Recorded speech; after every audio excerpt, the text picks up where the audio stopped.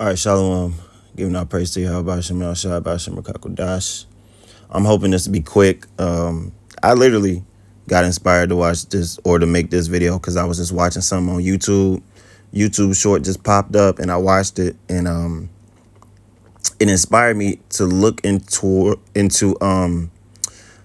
the background of this actor that I seen playing a quote unquote indigenous or aboriginal Native American person, right, in this film. So I'm gonna start off by reading this scripture because, as we know, when you come into the truth, there's so many scriptures that, you know, these guys throw out there and they apply it to, oh, this when this happened and this happened and Gad was, he was overcome by a troop and he broke his covenant. And so that refers to the Native Americans because, you know, Native Americans were the only people that made covenants with white people. And so, yeah, I just want to read this scripture. Psalm 55. Now, this is definitely a part of the doctrine. When you first got pulled into it, they took this scripture and used it and said, this is talking about the Native Indians. This is talking about Gad and Reuben. All right, well, let's see. It's Psalms 55. God shall hear and afflict them, even he that abideth of old, Selah, because they have no changes. Therefore, they fear not God. He hath put forth his hands against such as be at peace with him. He hath broken his covenant. The words of his mouth were smoother than butter, but war was in his heart. His words were softer than oil, yet were they drawn swords. This has ever been reputed as referring to the indigenous peoples of America. And let's say that it is, right? Let's go and do some history, do some research, and show what people is talking about. Now, this is the actor who I was inspired. This randomly just popped up on my YouTube. I was scrolling through shorts and this popped up. So I said, let me check his background, because we know that a lot of people that they've played these roles as being Indians and natives and shit, like most of them, sometimes they've been Italian. They've been just straight up white people with makeup, you know. So I said, oh, okay, let me watch this and let me check his background. The United States government is offering you a piece of land of your own. We have our own land. No, it's not yours. It's the U.S. government's. Did they buy it? No. Did they trade for it? No, it's not like that. Then how can they own it? He has a point. If you accept reservation, We need... Think of your women and children. I am thinking of them. How can I ask them to give up what they have for this? I have never seen such a dark, filthy place. Listen to reason. Your people will be slaughtered. As will yours. Be warned. We Cheyenne are plenty... All right, I want to just pause it on there so you can get a good look at him, right? This is the person who's they always look like this. They always look like this. They literally always show us people that look like this. Not completely 100% fully white looking. Definitely not black. Somebody like this is something we always see, right? I was able to find his name and check his ancestry, and let's go look. Let's just do a look, right? Now, this is him. And this was last edited a month ago. All this is updated. You can see that's clearly him in that show or in that movie. That show was called Hell on Wheels, actually. I used to watch it back in the day. He had longer hair or whatever, right? His name is Wes Studi or Wes Studi. Let's look at him. Born December 17, 1947, Wesley Studi is a Native American. He's Cherokee. Actor and film producer. He has garnered critical acclaim and awards throughout his career, particularly for his portrayal of Native Americans in films. In 2019, he received an Academy Honorary Award, becoming the first Native American, as well as the first indigenous person from North America to be honored by the Academy. Wesley Studi. This is him. We see what he looks like. So it got me thinking, damn, how can I find his lineage and find his parents. So I went to his personal life. Actually, I think I went to his early life and education. Study was born into a Cherokee family. Mind you, they throw out these words to just, they're telling you that this is Cherokee without any proof. And I'm going to show you, I'm going to go back because his lineage goes back to, I believe, 1068. So 1068 AD. Study was born into a Cherokee family in No Fire Hollow, Oklahoma, a rural area in Cherokee County, named after his mother's family. Keep in mind, right? Why is it named after his mother's family? Why does he have his mother's name, his maiden name? He is the son of Maggie Study. That's his mother, a housekeeper, and Andy Study. Woo, hold on. So this got me thinking, damn. Maggie Study, he got his mom's name. Why does the husband have the name Study as well? Let's go and let's look at this, right? And I want to go back, way back. Because I got to go way back. Now, this is Wesley Study, right? Mind you, I just read the information that he has his mother's maiden name. You can see right here. Son of unknown Blair. That's his real father, right? His stepfather, where is it at? His stepfather is Andy Study, not his biological father. Why did Andy take that name Study? Because Andy is a white boy, and his mom, or Wesley's mom, which is Andy's wife, is the supposed native person. And I'm going to show you how deep this goes and how far back this goes. Okay, this his real father, unknown Blair. And you can see right there. And Maggie Study. Let's click unknown Blair. Deceased. Unknown Blair, which is Wesley Studies. Hold on. You got to keep this image. Keep this in mind. Wesley Studies' biological father. His name is Unknown Blair, right? They just know his last name. Blair doesn't in any way, shape, or form sound indigenous, all right? And we're going to find out why. Unknown Blair, which is Wesley's biological father, his direct descendancy or his direct ancestor, is the son of Jesse Thomas Blair.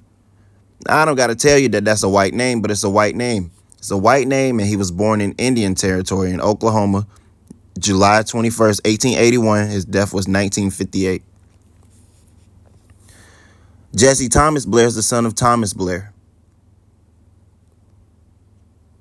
Thomas Blair is the son of Udikwa Nosi George Blair.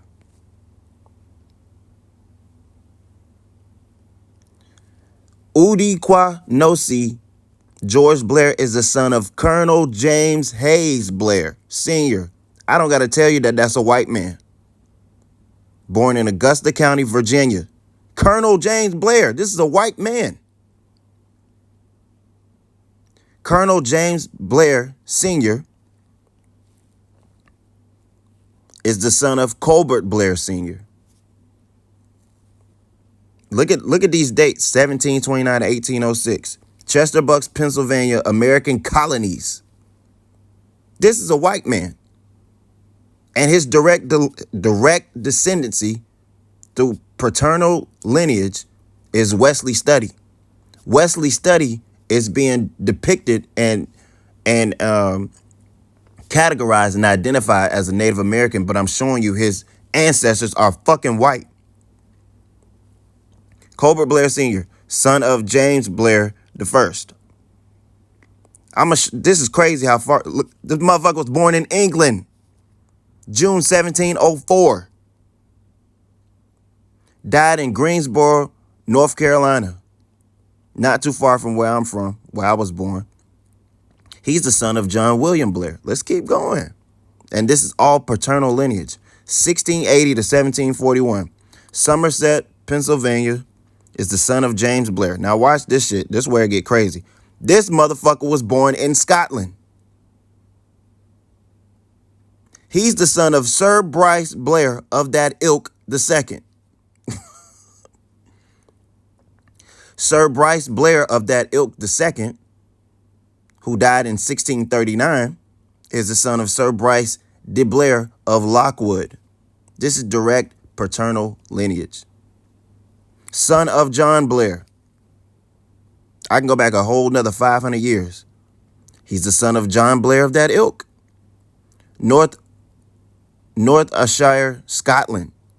This motherfucker is not indigenous. Hold on, I clicked on his mom. John Blair of that ilk. John Blair of that ilk, 1502-1570, is the son of John Blair Jr. These people were born in Scotland. Sir John Blair Jr., son of Sir John Blair, also born in Scotland, United Kingdom. Born 1440, died in 1513, is the son of David Watson Blair. David Watson Blair is the son of Sir Hugh or David Blair. They're going to ask me to verify. I'm finna verify. Estimated between 1362 and 1404, son of James Blair. James Blair, also born in Scotland, not in any way, shape, or form. They were indigenous people in America at this time. His paternal lineage does not go back to indigenous people. This motherfucker is a Scottish. Son of James D. Blair. So even if you want to play the game of, oh, well, he could be black Irish or black Scottish or, you know, one of the... He wouldn't be a Gadite. He wouldn't be a fucking Gadite. He would be Judah, Benjamin, or Levi. If you want to sneak him in there somewhere. You see what I'm saying? The people that they depict, those people are descendant of white people. And when I finish making my point on his ancestors, I'm going to show further proof of that. Son of Hugh D. Blair. Scotland. His shit go back to Scotland. Son of Sir Roger de Blair. Knight. Son of David de Blair. Scotland. Son of William de Blair. Scotland. Son of William de Blair I. Scotland. Son of Henry de Blair. Henry I de Normandy. Birthplace England. 1068. Oh, it can go back further. Son of William de Blair. 1033. England. And this is as furthest back you can go. He was the husband of Matilda de Blair and father of Henry de Blair. And this was last updated November 2nd, 2021. He is descended of white people from England. You get what I'm saying? This man.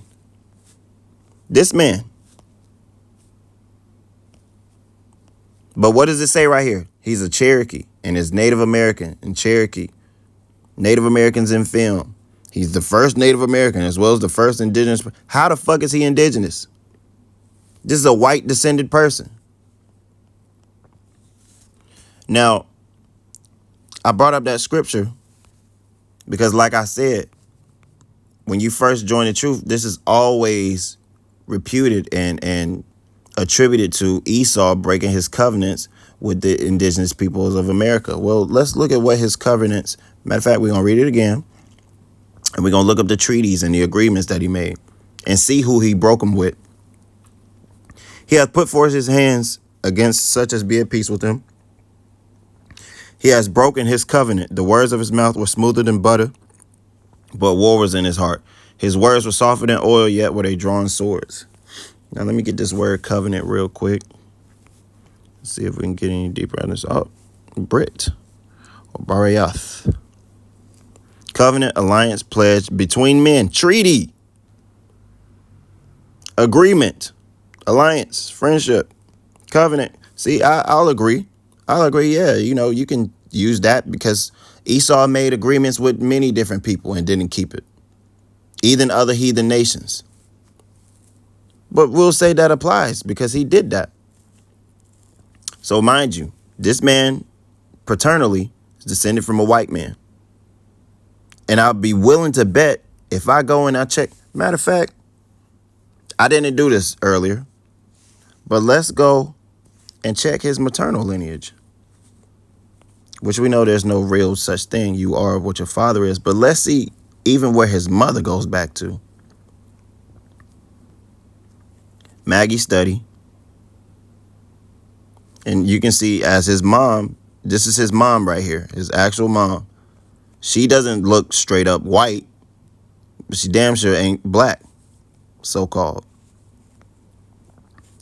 She's the daughter of, let's see. I guess, yeah, this would be the father. Otter, son of Jesse No Fire, son of Wotana. That's as far back as it goes, 1808. Husband of Kachuka. All right, father of Jesse No Fire. Let's see who Jesse married. Husband of Jane No Fire. Jane No Fire. Now, Jane No Fire is West Study's great-grandmother. Jane No Fire is West Study's mother's mother. Let me see. And two others.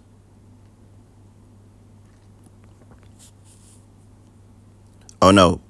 Yeah. It's the great-grandmother. So I'm going through all of this because I got to show something. Now, this is his maternal side. Wesley Study. I just proved his paternal side is white people from Scotland and England. Let's look at his mother's side.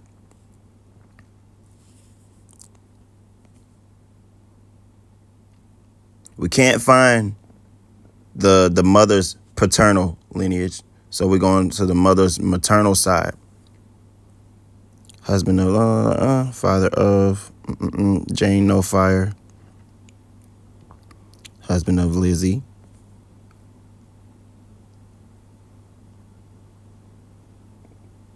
Which is the daughter of Catcher. Husband of Nancy Catcher. And all these people that I'm showing you, they were born in these places that are called, Indian land and these things, right? Catcher, husband of Catcher.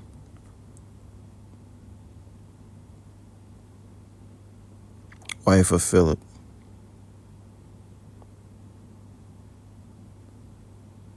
Let me see, father of. Oh, so here's somebody who's in Wesley's Studies mother's lineage. And as you can clearly see, Looney McLean. But they're born in Cherokee tribe, Indian territory. Why is that? Because the United States had already made those treaties. These are $5 Indians. Looney McLean is not an indigenous name at all. So I'm showing you on both sides, these people have white ancestry. Now, paternally, he's already ruled out to be a Gadite or a Reuben or whatever, indigenous. He ain't none of that. Because his paternal descendancy comes from Scotland and England. And I'm showing even on his mother's side, I showed you what his mom looks like. This is, again, let's find his mom. His mother, Maggie Study, or Maggie No Fire, again, doesn't look 100% white, but damn sure is not black. And I showed you why, because they both have Edomite, Caucasian, white people on both sides of their family. Now, Let's look into his treaties.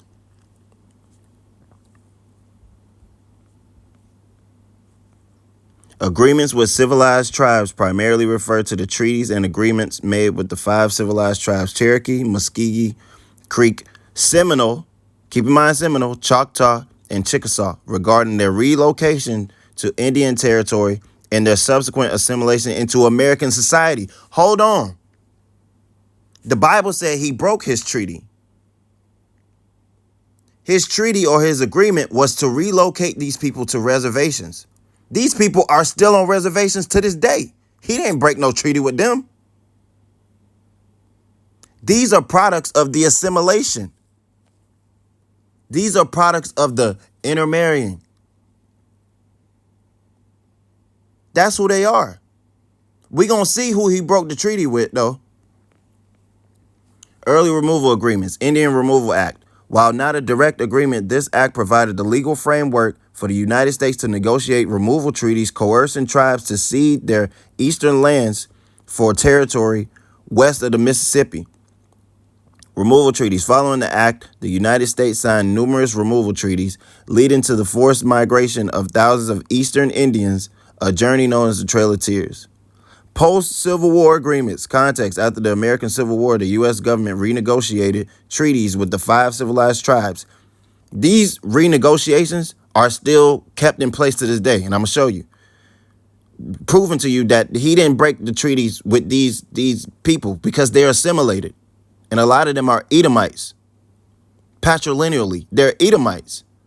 A lot of them might be lighter brown. And so this whole notion of tares in the wheat, that wasn't talking about, oh, you look exactly like a Jake, but no. Because even to this day, when white people and Edomites and even other nations get with Israelites, the product doesn't always look like a straight up so-called black person. It doesn't. It says context. After the American Civil War, the U.S. government renegotiated treaties with the 5 civilized tribes. Key provisions. The 1866 treaties addressed the status of freed slaves. Keep this in mind, freed slaves and African Americans within the tribes. The Seminole Nation granted full rights to the people of African descent. Now, my grandmother is a Seminole from Florida. That's where primarily a lot of the Seminoles are. Let's go to the agreement with the Seminoles. Right. Matter of fact, we're going to read a little bit more. The Cherokee, Creek, and Seminole treaties granted similar unqualified rights. The Choctaw and Chickasaw treaties offered the choice of adoption into their nations or removal by federal government. Assimilation and allotment agreements, late 19th and early 20th centuries. Dawes Commission. Established by Congress 1893, the Dawes Commission was tasked with the negotiating agreements with the 5 civilized tribes to abolish tribal agreements and allot land to individual members. What individual members got that land? To this day, these people are on reservations. To this day, these people are given their own land. To this day, these people receive paychecks from the government every 2 weeks. He ain't break no treaty with them. You see them fucked up on the reservations, that's their fault. That's their fault. The white man has said, oh, okay, we're going to give you this. He said, we're going to give you your own land and y'all on reservations. Y'all getting these casinos, and they still own and run and operate and control these things to this day. Land allotment. These agreements broke up communal tribal lands into individual parcels, aiming to transition tribal members into private landowners, which they still are, which is the reason why they can have a casino. And regardless of if you cheating or not, if you counting cards or not, they own the right or reserve the right to kick your ass up out of there. These are those people. I just showed you what an Edomite looks like. Hundreds of years later, after mixing in with quote unquote indigenous people. He's a direct descendant of England and Scotland. And on his mama's side too, they white. Abolition of tribal governments. The ultimate goal was the dissolution of the tribal agreements and the integration of Indian territory into the American system, which occurred in 1907 with the formation of Oklahoma as a state. Hold on, Oklahoma is a state based on the fact that they made agreements with the white man. Oklahoma is still a state to this day. He ain't broke that. He ain't never said, all right, Oklahoma is not a state no more. These people still on reservations. They still are within their agreed upon terms. He never broke no covenant with them. Now let's look at who he broke it with, though. Now we just read right here earlier, the Seminole Nation granted full rights to people of African descent. Yeah, whatever the fuck that means. Black Seminoles historically faced discrimination and a lack of federal aid. Hold on. Part of the agreement with indigenous peoples, quote unquote, is federal aid. Due to their former status as slaves and the complex legal and political battles for tribal recognition and resource distribution. So Esau made an agreement with other Edomites who have some foremothers that might be Gad and Reuben and indigenous. Some. Those people who are Edomites turned around and they agreed, and they broke that agreement with black people or indigenous people who are dark-skinned, black. You know, we know what they look like. They broke that agreement. A major point of contention was a $56 million federal settlement for lost Florida lands, which the Seminole Nation of Oklahoma excluded black Seminoles, black Seminole descents from arguing they couldn't own land and were not Indians by blood. This led to an ongoing legal disputes and efforts to secure fair treatment and benefits for black Seminole descendants who are often denied services available to other tribal members. Who was the covenant broken with? Who was the agreement broken with? These people that are still well within their agreed upon terms? Now let's look at this shit, because I keep saying African this and African that. And it says arguing they couldn't own land and were not Indians by blood. It's funny because the very etymology of the word Seminole is connected with being black. Seminole, member of a native people formerly of Florida, allied with the Creeks, 1763. Seminoles, plural. Seminole from Creek, Muskogee. Seminole, earlier. Semaloni, wild, untamed, runaway. How are you a runaway if you wasn't black and in slavery? But you a Seminole, when the very word Seminole refers to a runaway.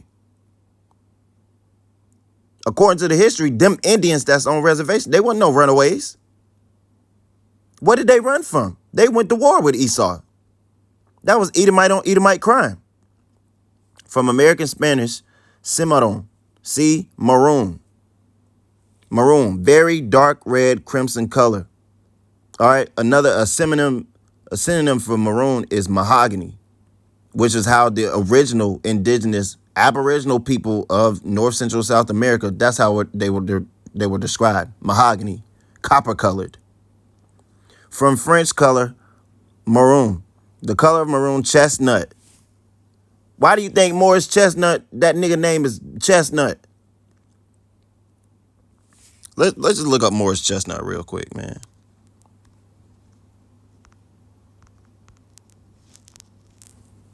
Oh.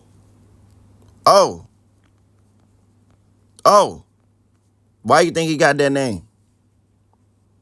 It's similar to having the name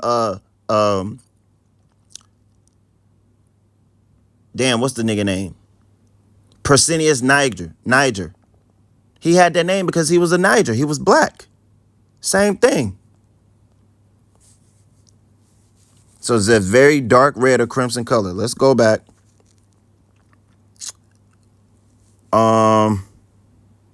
Here we go. Maroon. Put ashore on a desolate island or coast by way of punishment, implied marooning, earlier to be lost in the wild from maroon. Fugitive black slave living in wilder parts of Dutch Guyana or Jamaica and other West Indies islands. That's from the 1660s. That's from the 1660s. That definition is from the 1660s. Didn't black African slavery start in 1619? So by 1660s, there was already wild black slaves in Jamaica and in the West Indian Islands. Those are the Israelites. And the very name that they got, that they put on them, maroon, fugitive black slave, is showing you what they look like. If not, it wouldn't say black nothing. It would say fugitive, living in wilder parts of Dutch Guyana. But even if it said that, who was the fugitive? Who was the runaway? Who was the slave? Black people. People like West Study was not in slavery. They were under treaties because they were descendants of Edomites. It says earlier, Cimarron, 1620s, from French, maroon, Cimarron, said to be a corruption of Spanish Cimarron, wild, untamed, unruly, fugitive, as in Cuban, negro, Cimarron, a fugitive black slave. This is from Old Spanish, Cimara, thicket, which is probably from cima, submit, top, from Latin, cima, sprout, and the notion is living wild in the mountains. Whoa, hold on. So why is black and living wild in the mountains? Why are these etymological connections to this word that was applied to this group of people called Seminole when them people that got the money ain't black? But they kept all the money and didn't give it to the black so-called Seminoles and said that they are not Indians or Seminoles by blood. What the fuck? And this was meant to be a short video, but you can see how it's getting long.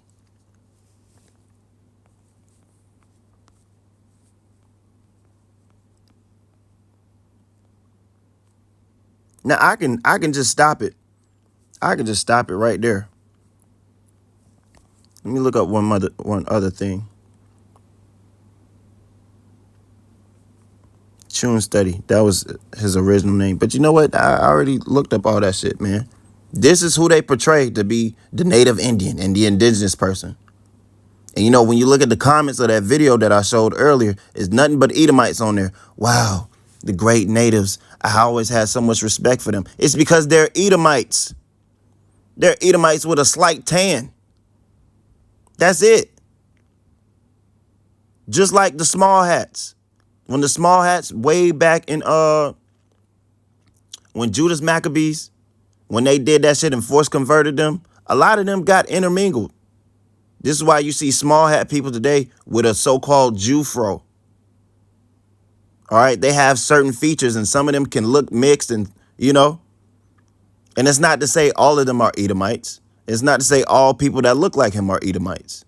But he is the result of assimilation, which is why they have treaties that are long-standing to this day in 2025. Yet the original people who the covenant was made with, right, they're cut out of the deal. They didn't assimilate. You get what I'm saying? This video is an example of how Esau got up amongst us, subverted us, married amongst us. I just showed you, when you check his lineage, there are men that took supposed indigenous names. They married in and took those names because they wanted the benefit of having land. You get what I'm saying? This is proof. This is evidence. All right. So when niggas come out the woodworks, it wasn't no black people in America before slavery. You sound like a fucking retard. You sound fucking stupid. This is proof.